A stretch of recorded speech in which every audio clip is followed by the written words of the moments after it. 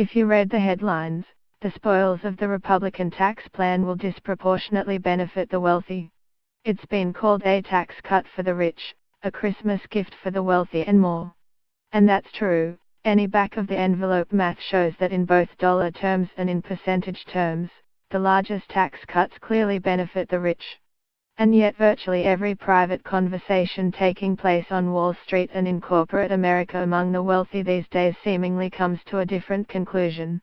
Many complain bitterly that the new tax code will have them paying more, not less, in taxes. Accountants' phones are ringing off the hook from their wealthy clients scrambling to understand how much bigger their bill will be and what steps can be taken to minimize their ballooning payment. That's some disconnect.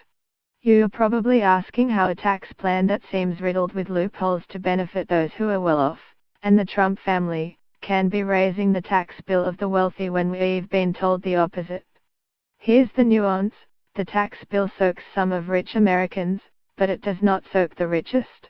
It is the pretty rich right below that level that may get hit, the W-2 employee making several $100,000 to millions of dollars a year with high state and local taxes that will not be fully deductible may see a higher tax bill.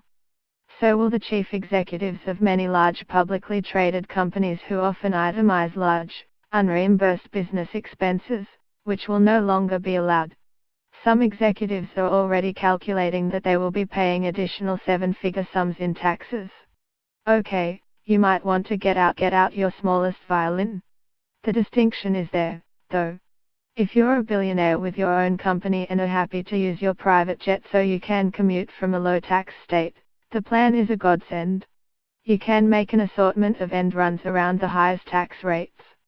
The two most popular games for the very wealthy will be running their income through pass-through companies, which pay a lower rate, or using a corporation to pay themselves a tiny salary and huge dividends, which will be taxed at the lower capital gains rates. Watch for this headline in 2018, record number of new startups. But don't necessarily take that as good news. Many of those new startups will be individuals incorporating themselves.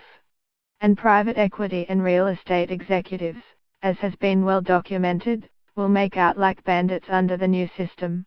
According to the Tax Policy Center, 5% of taxpayers would pay more in taxes in 2018, 9% in 2025 and 53% in 2027, if the plan is signed into law.